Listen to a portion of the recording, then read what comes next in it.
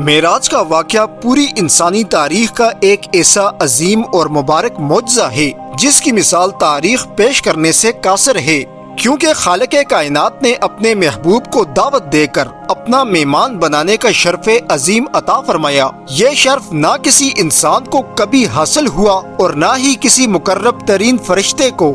قرآن کریم حدیث سے ثابت ہے کہ اسراء والمعراج کا تمام سفر روحانی نہیں بلکہ جسمانی تھا، یعنی نبی صلی اللہ علیہ وسلم کا یہ سفر کوئی خواب نہ تھا بلکہ ایک جسمانی سفر اور آپ کا ایک معجزہ تھا۔ معراج کے واقعے کی تاریخ اور اس کے سال کے متعلق مورخین کی مختلف رائے ہے۔ ان میں سے ایک رائے یہ ہے کہ نبوت کے 12ویں سال 27 رجب کو جب رسول اللہ کی عمر مبارک 51 سال 5 مہینے تھی، تب آپ کو معراج کی سیر کرائی گئی۔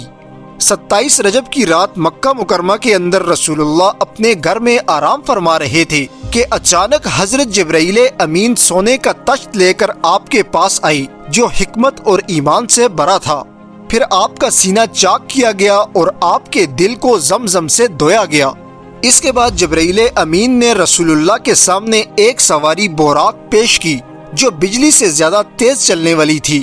اس سواری کے متعلق مختلف روایتیں ملتی ہیں کہ اس کا رنگ سفید، قد گدھے سے بڑا اور خچر سے چھوٹا۔ اگر بات کی جائے اس کی رفتار کی تو آج تک اس زمین پر ایسی کوئی سواری نہیں جس کی رفتار بوراق سے زیادہ تیز ہو۔ دوستو، واقعہ معراج 2 حصوں کے اندر تقسیم ہے۔ پہلا حصہ وہ جس کے اندر رسول اللہ نے زمینی سفر کیا۔ قرآن کریم کی سورت بنی اسرائیل کے اندر ایک لفظ اسراء کا استعمال ہوا اور یہی اسراء واقعہ معراج کا پہلا سفر ہے۔ اسراء کے معنی رات کو لے جانے کے ہیں، یعنی رسول اللہ کا معراج پر جانے سے پہلے رات کا وہ سفر جو مسجد حرم سے لے کر مسجد اقصی تک ہوا۔ اسراء کے اس سفر کے اندر حضرت جبرائیل امین رسول اللہ کو لے کر مدینہ منورہ، کوہ طور اور بیت اللحم گئی، جہاں اللہ کے نبی نے نفلی نمازیں ادا کیں۔ اس کے بعد دوبارہ رسول اللہ بوراق پر سوار ہوئے اور آپ کو بیت المقدس پہنچایا گیا۔ بیت المقدس کے اندر رسول اللہ صلی اللہ علیہ وسلم نے تمام انبیاء اکرام کی امامت فرمائی، اس لیے یہی وہ مقام ہے جہاں سے آپ کو امام الانبیاء کا لقب ملا۔ اسراء کے اس سفر کے پورے ہوتے ہی معراج کے سفر کا آغاز ہوا۔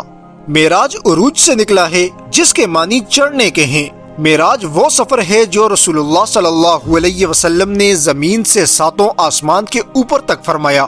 واقعہ معراج کے مختلف مقاصد ہیں، جن میں سے کچھ مختصر مقاصد یہ ہیں کہ جو زیادتی مکہ اور طائف کے اندر آپ کے ساتھ کی گئی، اس کے بدلے میں آپ کو معراج عنایت فرمائی گئی۔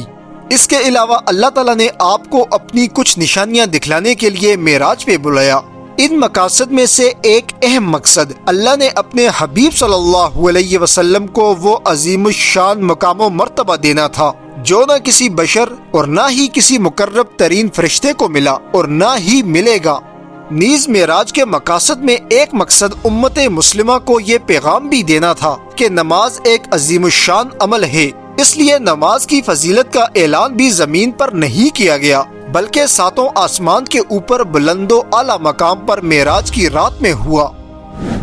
معراج کے سفر کا آغاز بیت المقدس سے پہلے آسمان کی طرف ہوا، جہاں پر رسول اللہ کی ملاقات حضرت آدم سے ہوئی۔ دوسرے آسمان پر آپ سے حضرت عیسیٰ اور حضرت یحییٰ ملے۔ تیسرے آسمان پر حضرت یوسف علیہ السلام، چوتھے پر حضرت ادریس علیہ السلام، 5ویں پر حضرت ہارون علیہ السلام ملے۔ چھٹے آسمان پر آپ کی ملاقات حضرت موسیٰ سے ہوئی اور پھر آخر میں 7ویں آسمان پر نبی صلی اللہ علیہ وسلم کی ملاقات حضرت ابراہیم سے ہوئی۔ ان 7 آسمانوں کے سفر کے بعد بیت المعمور کو آپ کے سامنے لایا گیا۔ بیت المعمور ہمارے خانہ کعبہ کے ٹھیک اوپر فرشتوں کا کعبہ ہے، جہاں پہ ہر روز 70,000 فرشتے اللہ کی عبادت کرتے ہیں۔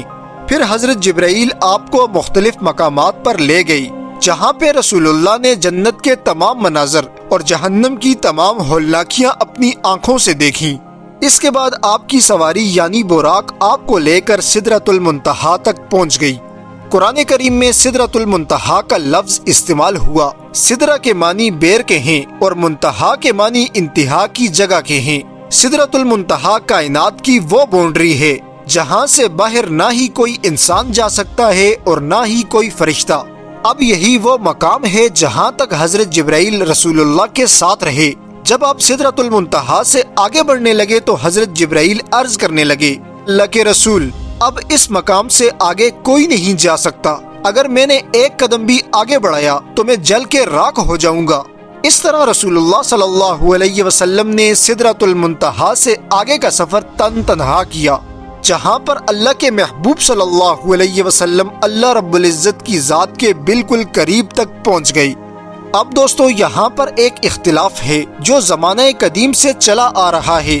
بعض مشائخ اسلام کا کہنا ہے کہ رسول اللہ نے اللہ کی ذات کا بغور مشاہدہ فرمایا، اور بعض حضرات کا قول یہ ہے کہ رسول اللہ نے اللہ پاک کا دیدار نہیں فرمایا۔